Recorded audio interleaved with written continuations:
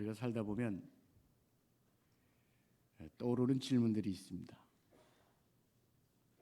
왜 사는가?에서부터 시작해서 이것은 내 인생에 무슨 의미인가? 이 문제는 어떻게 해결할 것인가? 많은 질문들이 있게 되는데 이런 질문들이 철학을 만듭니다. 이런 질문들이 과학을 만들고 또 우리 개인에게는 인격을 만듭니다. 무엇보다 우리 신앙의 틀을 세우게 합니다. 오늘 본문에서 만나는 사마리아 여인도 예수님 앞에 질문들을 합니다. 여인의 질문은 어찌하여 에서부터 시작합니다. 어찌하여 유대인이 나 같은 사마리아 여인에게 물을 달라 하십니까? 그리고 이어지는 질문은 누구에 관한 질문입니다. 당신은 야곱보다 더 큰 자입니까? 또 이어지는 질문은 어디서?라는 질문입니다. 예배는 사마리아에서입니까? 예루살렘에서만입니까? 중요한 건 이 여인의 질문이 점점 고차원적으로 올라가고 있는 것입니다.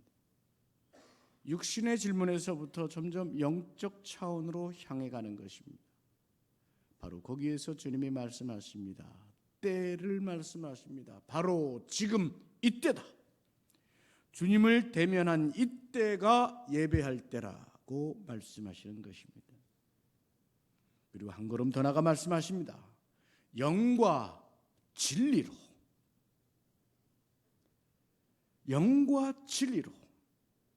In spirit and the truth 영과 진리의 예배 이것을 말씀하십니다. 예배의 정신이 이 말씀 속에 있기 때문에 모든 예배 시작에는 이 구절을 읽습니다. 그런데 이 말씀을 오해하는 경우가 종종 있습니다. 우선 영으로 예배한다는 것을 해석하면서 사람을 영, 혼, 육 3분법으로 봅니다. 육이 있고 혼, 즉 마음이 있고 영이 있는데 그중에 영으로 예배하는 것이 옳다 이렇게 보는 것입니다. 마치 신접한 사람처럼 마음과 육신은 다 상관없이 영만으로 정신줄, 몸 다 내버려 두고 혼절한 사람처럼 예배하는 것이 바른 것이다 라고 이해하는 것입니다. 잘못된 인간관에서 나온 것입니다. 성경적으로 사람은 영과 육으로 이루어져 있습니다. 그리고 영이란 우리의 마음, 우리의 인격, 우리의 성품과 떼어놓을 수 없는 자아의 실체입니다. 과거 우리가 개역 성경 시절, 개역 한글 성경에는 영과 진리의 예배를 신령과 진정으로 번역을 했습니다. 그래서 그 음감이 거룩하게 정성을 다한다 이렇게 들렸습니다. 엄숙하게 예배하는 것이 옳다라고 들렸습니다. 그래서 예배할 때는 몸과 짐을 정돈하고 옷을 잘 차려입고 나와서 딴 생각하거나 졸지 말고 함부로 웃지도 말고 가볍게 행동하지도 말고 예배에 집중해야 된다고 이해를 했습니다. 우리 어머니 아버지들은 그럼에도 훌륭하고 멋진 분들이었습니다. 그렇게 정성 들여 엄숙하게 예배하면서 우리와 교회를 여기까지 길러내셨기 때문입니다.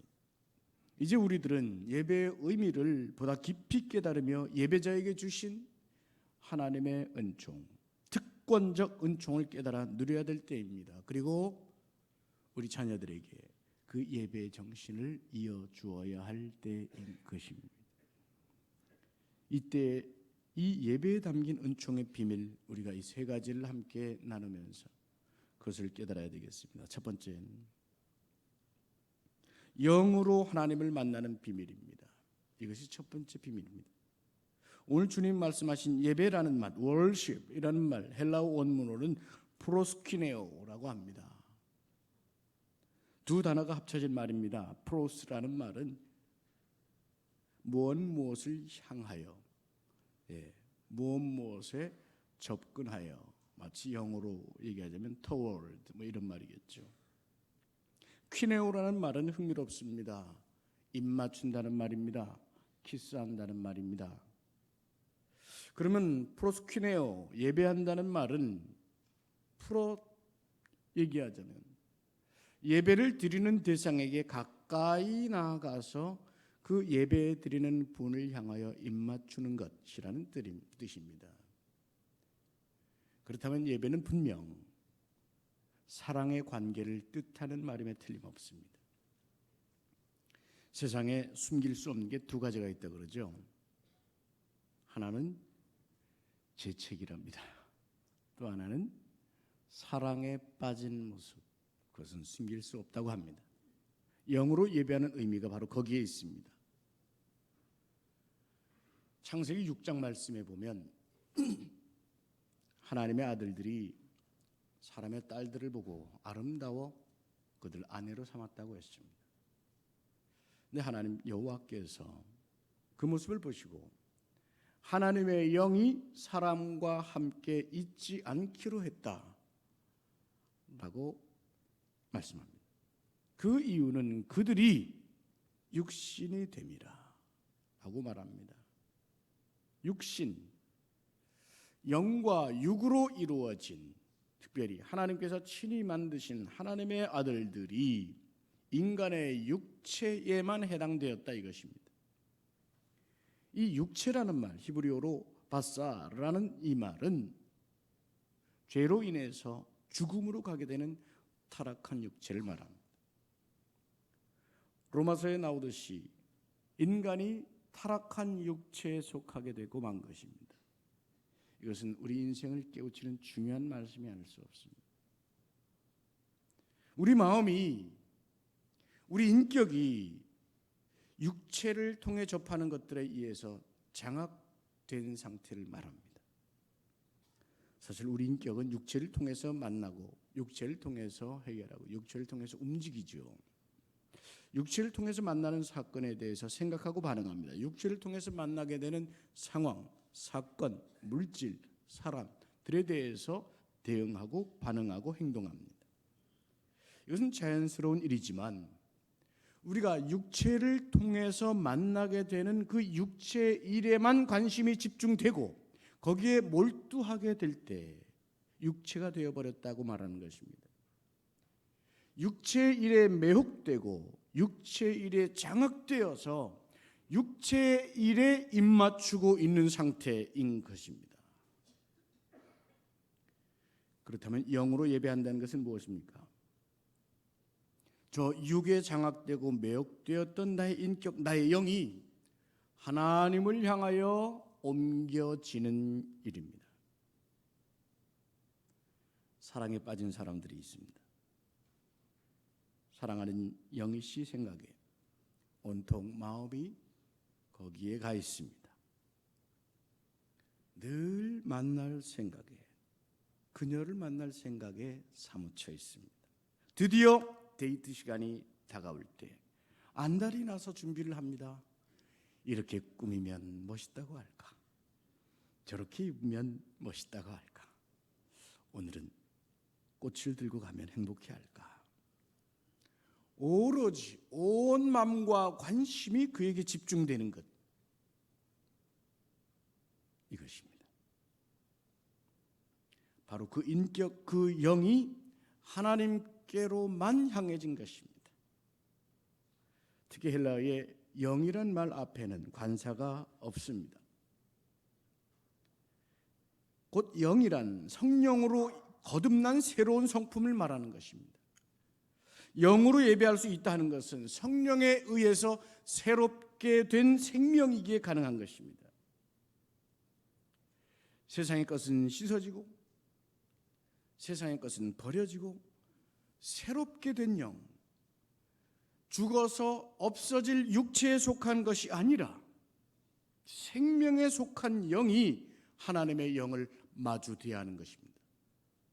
영이신 하나님이 보고 싶고 영이신 하나님이 그리워 그 그리움에 사무쳐서 욕심도 버리고 사상도 버리고 이데올로기도 버리고 세상과 육의 것 다 벗은 천국에 속한 그 영으로 하나님을 대면하는 것입니다.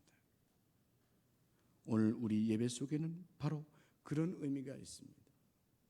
오로지 하나님의 영이 나의 영을 만나주시는 전격적 만남이 있습니다. 사랑하는 사람들의 입맞춤과도 같이 은밀하고도 황홀한 비밀이 우리의 예배 속에 있는 것입니다. 하나님께서 우리의 영을 만나주시고 그 영을 향하여 은밀한 중에 입맞춤 같은 기쁨을, 위로를, 사랑을 이 시간 주시는 것입니다. 오늘 이 시간 살아계신 성령님께서 여러분의 심령을 만지시고 곤고한 영혼들을 향해서 비밀처럼 주시는 거룩한 입맞춤이 여러분의 것이 되시기를 주님의 이름으로 축원합니다. 두 번째, 진리 안에서 누리는 자유의 비밀입니다. 첫 번째, 영으로 하나님을 만나는 비밀이라면 진리 안에서 누리는 자유의 비밀이 예배 속에 있습니다. 진리로 예배한다는 것은 무슨 뜻일까요?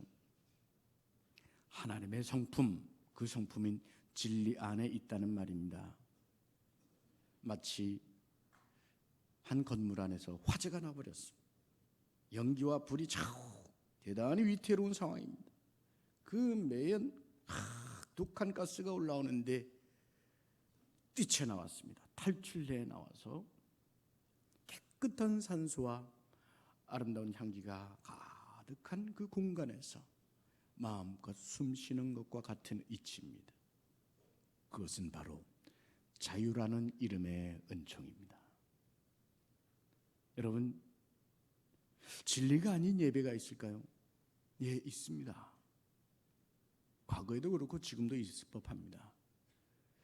이것을 신약성서학자 윌리엄 바클레는 세 가지로 얘기해 준 적이 있습니다. 그 첫 번째는 편협된 예배입니다. 성경 말씀을 자신들의 편리대로 추려서 설교하고 이해하고 나머지 부분들은 무시하는 그런 예배입니다. 대표적인 예로 인종차별이나 민족차별 혹은 성차별을 정당화하면서 드리는 예배입니다. 과거 남아프리카 공화국이 그러했습니다. 나치의 독일이 그러했습니다. 인종차별을 하던 시대에 미국, 영국이 그러했습니다. 일본이 그러했습니다. 자민족 외에는 다 열등하다고 차별하던 일본이 식민 체제를 정당화할 때 예배가 그러했습니다. 편협된 예배입니다. 진리 아닌 예배입니다. 둘째는 감정의 차원에 머무르는 예배라고 말합니다. 예배를 찾는 경우는 원래 처음에는 마음의 위로를 얻기 위해서 참여하죠. 그렇게 시작을 하지만 예배를 드리며 그 예배의 삶을 살아갈수록 믿음이 그 속에 들어가게 됩니다. 믿음이 점점 깊어지게 됩니다. 그 믿음, 성령의 역사가 심령의 깨달음으로 점점점 나타나게 됩니다. 그리고 믿음의 고백이 깊어집니다. 그리고 그 믿음의 고백 속에 내가 왜 예배하는 것인지를 말할 수 있습니다. 왜 내가 교회를 나가는지를 고백하는 단계에 이르게 되는 것입니다.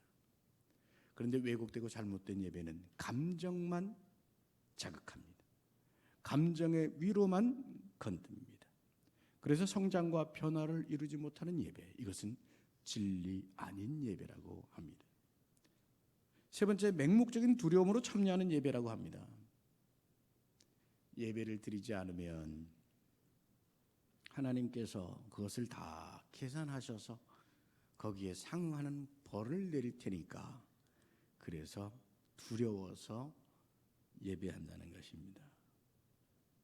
여러분, 주님은 우리에게 진리의 예배를 드릴 수 있도록 하기 위해서 하나님은 누구신가를 풀어주십니다. 하나님은 영이시라 말씀하십니다. 하나님은 영이시니 이것이 중요합니다. 하나님은 영이시기 때문에 물질에 제한받지 않습니다. 하나님은 영이시기 때문에 예루살렘이냐 사마리아 여기에 제한되지 않습니다. 하나님의 영은 죄를 조목조목 기록하고 헤아려서 그것을 벌 주는 것을 즐겨하는 그런 재판관의 모습이 아닙니다. 우리를 무한히 사랑하시는 사랑의 하나님이신 것입니다. 친근한 아버지, 사랑으로 가득 찬 그 하나님이신 것입니다. 이것이 예배 속에 가득한 진리입니다. 사랑의 진리 말입니다. 우리는 바로 그 사랑의 진리 가득한 이 천국의 공간 속에서 그 사랑에 감사하며 세상 것 내려놓고 오로지 하나님과의 거룩한 입맞춤을 이제 누리고 있는 것입니다. 우리의 영은 그 진리 안에서 춤추며 기뻐하는 것입니다.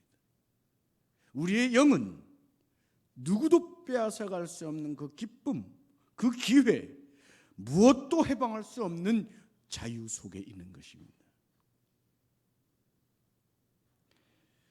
마르틴 부버라고 하는 그 유명한 유대인 철학자가 있습니다. 이분이 쓴 유명한 책 중에 I and Thou라는 책이 있습니다. 나와 너라는 이름으로 번역이 되는데 나와 당신 하면 더 좋을 것 같습니다. 이 제 골자는 사람이란 나임과 동시에 당신, 너가 있어서 이런 만남을 통해서라야 진정한 존재의 의미와 가치를 지닌다는 것입니다. 내가 있음과 같이 당신이라는 인격적 존재가 더불어 있음으로라야 행복이 가능하다는 것입니다. 현대인들이 힘들고 고독하고 불행한 이유를 말합니다. 그것은 사람과 사람의 관계가 나와 너, 나와 당신의 관계가 아니라 나와 it, 그것의 관계, 나와 그것의 관계로 살아가기 때문에 힘들다는 것입니다. 사실 우리가 운전을 하다 보면, 아니면 운전하는 사람을 이렇게 곁에서 지켜보다 보면 그런 경우 많지 않습니까? 이 차 공간 안에는 나 외 다른 모든 차들은 다 적군들의 차예요. 저 안에 누가 들었건 조그만 위협이 되거나 조그만 방해가 되어도 이놈이 되고 저놈이 됩니다. 이트가 되는 겁니다. 사람이 아니라 이십니다. 우리 삶의 자리에 고객이든 상사든 동료든 심지어 친구나 혹은 부부조차도 it가 되는 순간 이것은 서로 불행한 것입니다. 사마리아 여인이야말로 나도 없고 너도 없습니다. 인생 망가져서 누구도 나를 소중히 여기지 않는데 내가 어디 있습니까? 지금 동거하는 6번째 남자도, 동네의 여인들도, 유대인들도 모두가 그것입니다. 그것들이에요. 내 주님을 만난 순간 이 여인이 발견하는 것입니다. 자기 자신을, 본래의 자기를 발견하는 것입니다. 오늘 25절 말씀에 이 여인이 말합니다. 여자가 이르되 메시아 곧 그리스도라 하는 이가 오실 줄을 내가 아노니 그가 오시면 모든 것을 우리에게 알려주시리이다. 그때 주님이 말씀하시죠. 내게 말하는 내가 그라. 메시아 그리스도께서 오셔서 지금 내 앞에서 대화하고 있습니다. 주님은 저 멀리에 이트인 줄 알았습니다. 그런데 그 주님이 지금 내 앞에서 나의 thou, 당신이 되어서 인격적으로 지금 만나고 있는 것입니다. 주님이 나의 당신 되심, 그것을 발견하자마자 동시에 그녀는 그 안에서 나를 발견합니다. 그래서 오늘 28절 말씀에는 성경 읽기를 즐겨하는 분들이 그토록 감동하는 한 문구가 있습니다. 물동이를 버려두고, 물동이를 버려두고. 여러분, 이 여인이 누구였다고요?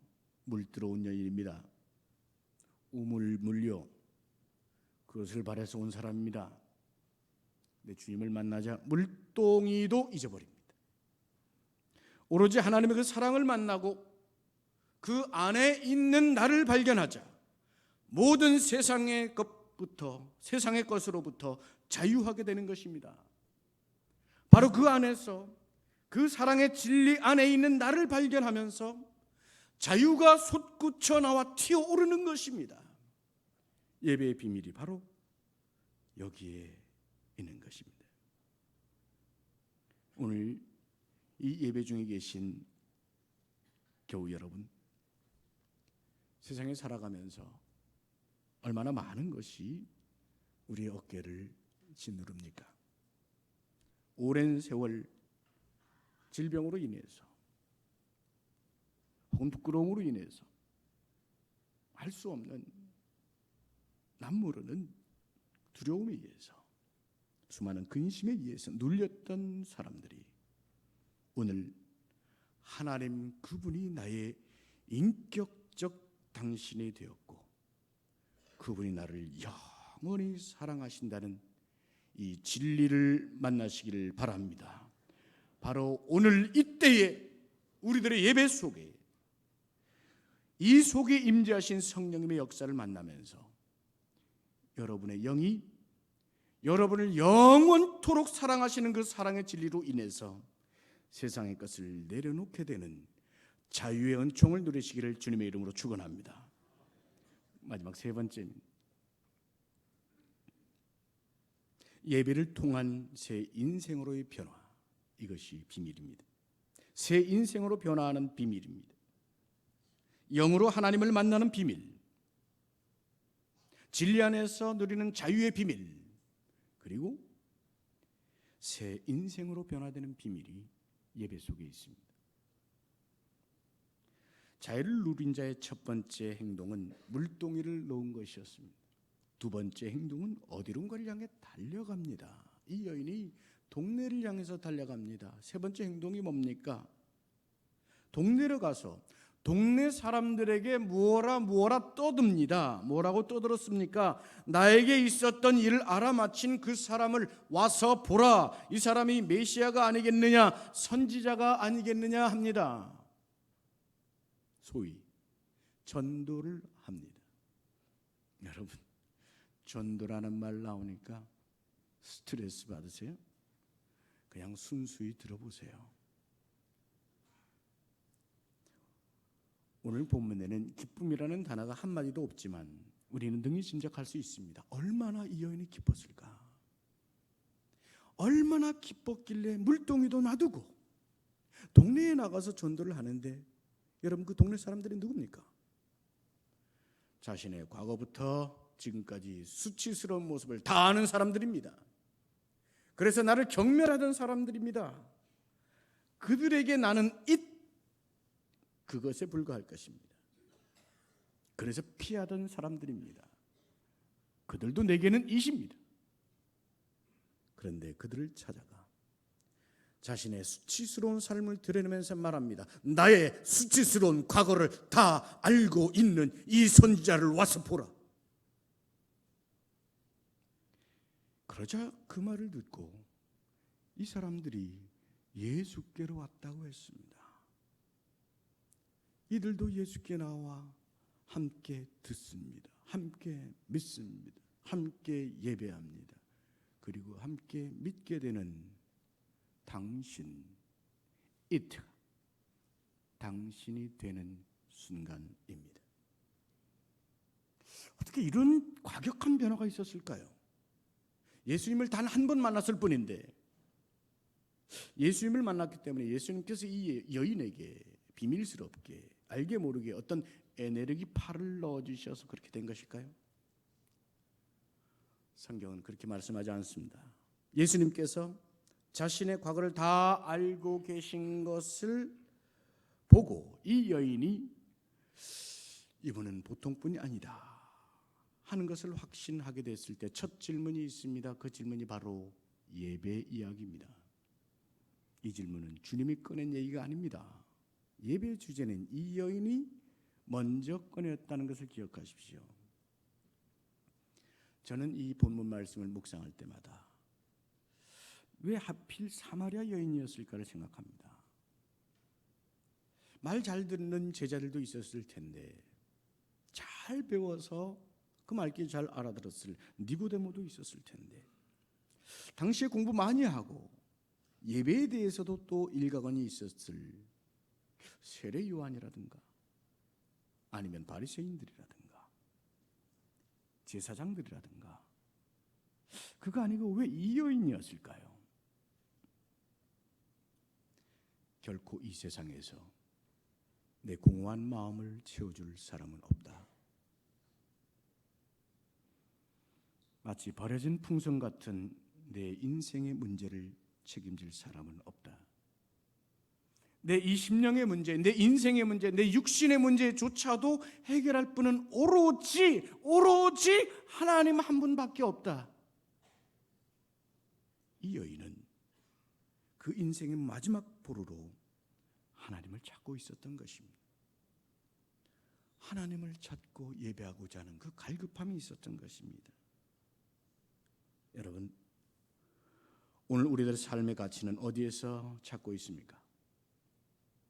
수많은 문제들로 얼룩져서 내 인생야말로 버려지고 다 이제 헤어진 풍선 같은 인생이라고 여기십니까? 오늘 그 문제에 어려움을 안고 있다면 기억하십시오. 그 여인은 그 때문에 하나님을 찾았습니다. 오늘 내게 문제가 있다면 그것은 이 문제를 해결하실 수 있는 분은 오로지 하나님뿐임을 깨닫게 하시는 하나님의 부르심인 것입니다. 영과 진리 안에서 하나님을 만나 자유를 누리게 되며 새 생명, 새 인생을 시작하게 하시는 것입니다. 내 육체의 문제가 더 이상 문제가 되지 않고 내 안에 사는 이 예수 그리스도, 그 이름, 그 능력, 그 영광, 그것이 내 인생의 방향, 목적으로 변하게 되는 것입니다. 그리고 놀랍게도 그 인생의 변화, 그 방향의 변화가 나타났을 때 세상의 문제들도 해결될 뿐더러 오히려 더 놀라운 복이 하늘에서 내려오고 땅에서 솟구치는 그 은혜가 있는 것입니다. 여러분, 우리 기도의 어머니들이 그렇게 살았습니다. 그렇게 해서 교회를 살렸고 많은 영혼들을 그렇게 해서 교회로 인도하면서 그렇게 살아갈 때 은혜가 그 집안에 머물고 은혜가 그 집안을 키우고 여러분이 오늘 여기에 이르게 된 것입니다. 이제 말씀 마치겠습니다. 오늘날은 TV에서 예배 방송을 쉽게 볼 수 있습니다.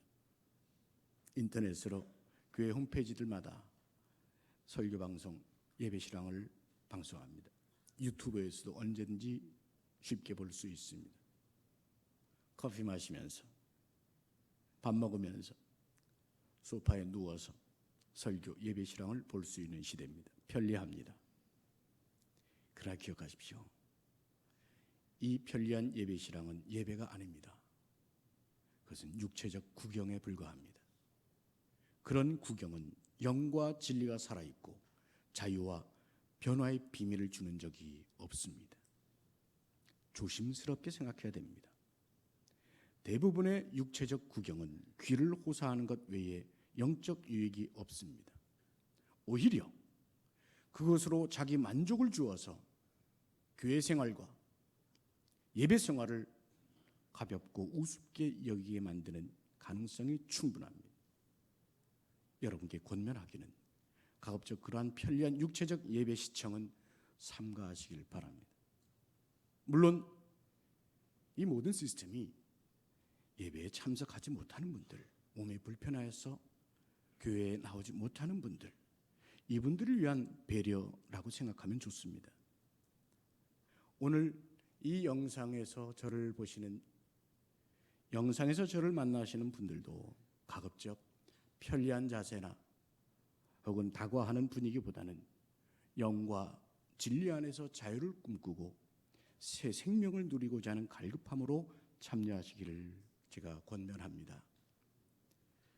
여러분, 제가 이 말씀을 기독교 방송국이 미워서라, 아니면 감정이 상해서 섭섭한 게 있어서 그런 게 아닌 것을 여러분 잘 아실 것입니다. 여러분의 영혼과 또한 육신, 여러분의 삶의 참된 행복을 위해서 전하는 말씀일 것을 여러분도 믿으실 것입니다. 참된 예배는 갈급하고 간절한 형이, 그 간절한 영이 주님 전에 나와 하나님 그 영을 만나고 하나님과 거룩한 입맞춤을 하는 중에 하나님을 만나는 순간에 깨닫는 사랑의 진리 안에서 참된 기쁨, 그리고 예배를 통한 새로운 삶의 비밀을 담고 있습니다.